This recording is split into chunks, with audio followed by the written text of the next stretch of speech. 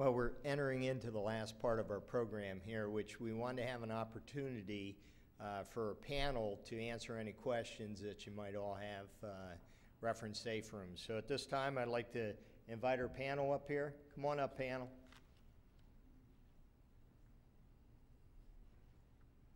First, we have Miss Debbie Perry. She's with the Alabama Emergency Management Agency, and she is the mitigation specialist. From FEMA, Mr. John Ingargiola. From the VALS, Voluntary Organizations, the VOAD, Organizations Active in Disasters, Julie Schoening. Alabama Department of Economic and Community Affairs and Community Development Block Grant. Mr. Jim Beyer is being replaced right now. He had to get down to Montgomery. So Al, we'd like to welcome you, Al Jones. From the United States Department of Agriculture, Ms. Teresa Long. And from Environmental Historic Preservation, Ms. April Cummings. I'll moderate this, try to call on you. We do have microphones set up. We have 3 of them. So if you have questions, just please step up to the microphone and ask your questions. So I'd like to open it up at this time. Any questions? Don't be shy.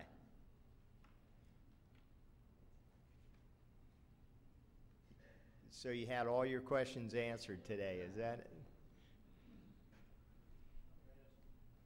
Right here, doctor. Do we have any of the floating mics? We got one coming to you, sir. What is a reasonable expectation of the time that it will take for a hazard mitigation grant program to be in place here? Okay, it's a good question. Again, repeated. What's the expected time frame for the hazard mitigation grant program to fund a safe room? Thank you, Doctor. Well, as Jeff said earlier, we certainly want to try to expedite this process as much as possible, and we're working on those kind of processes now. We've had briefings already for our local officials, for the eligible applicants. We have applications that are due to us by September 1, but of course we would accept one anytime now. So we hope that we can get projects approved and on the ground no longer than a few months from now, if not sooner. And just as a footnote to that, I believe there's already been some seed money based on the HMGP projected amount that's been seeded into Alabama for the program. Yes, FEMA has made available. We will have opportunity for an early drawdown of funds once we get an approved application.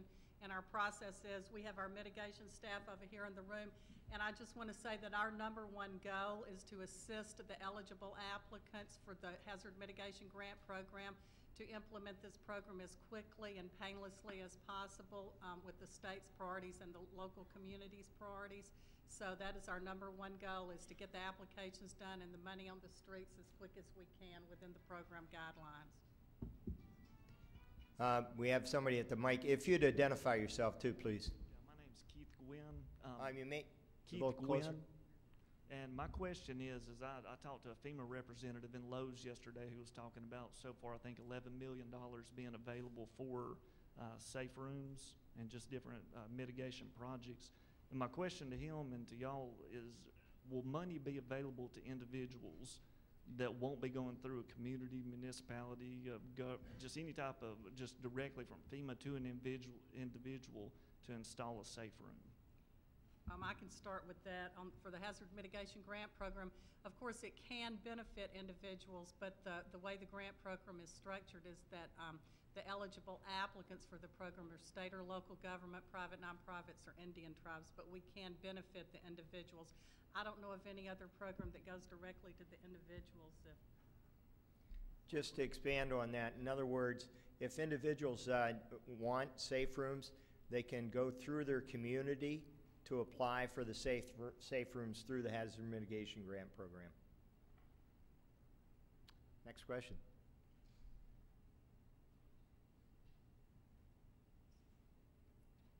I believe we have one right in the center. Okay.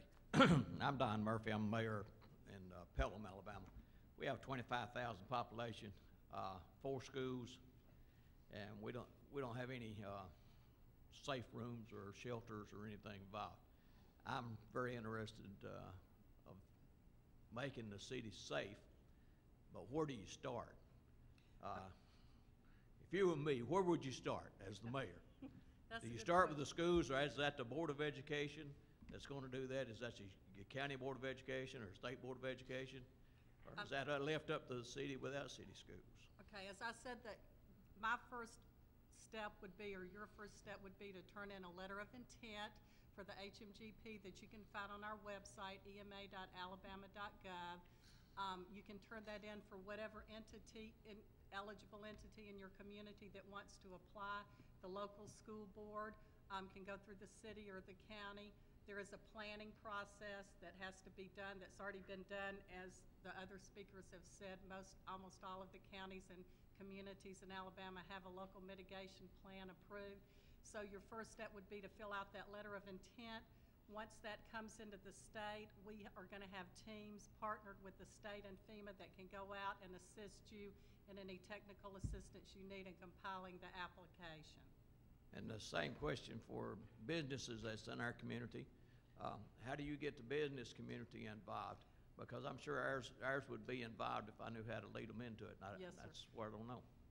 Hazard mitigation, the grant program is one of the FEMA disaster assistance programs, or the only one that can benefit both public, private, and the business sector. However, as I said before, it has to be through an eligible applicant. So if you have a business that's interested, they need to partner with an eligible applicant, being a state or local government, private, nonprofit. Thank you. And Al, I would just add, also look maybe a little more broadly and look at the baseline building codes that are being used in that municipality. Many Alabama communities have recently adopted the latest version of the international codes. These are today's most disaster-resistant codes available. As we heard, they incorporate the standard ICC 500. So whenever a project comes through and it's designating a portion of the building as a storm shelter, this standard kicks in. And we know this standard works because it's virtually consistent with FEMA's guidance, and we've seen it in practice. So that's another thing to look at the codes, and there's opportunities through mitigation to improve the codes in the communities. Next question in the center. My name is Bob Johnson. I'm the new ED at Habitat Tuscaloosa and came up from the Mississippi Gulf Coast, where I've been for 4 years since Katrina hit. How do you anticipate that nonprofits are going to be able to kind of move quickly to implement on this? Because we're starting to build houses, and quite frankly, I really would like for us from day one to say that we won't build any more houses unless they have a safe room.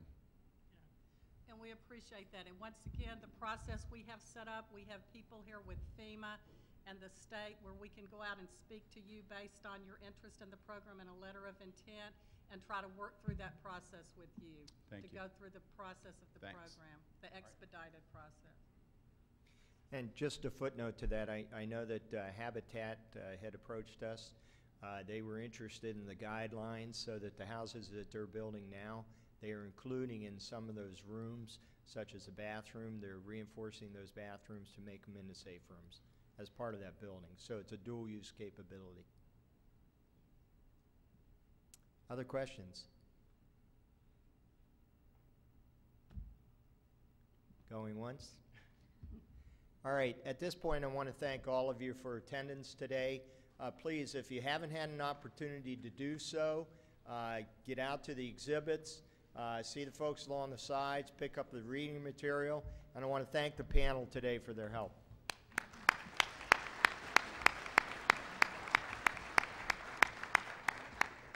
And once again, thank you all for attending. Have a good day.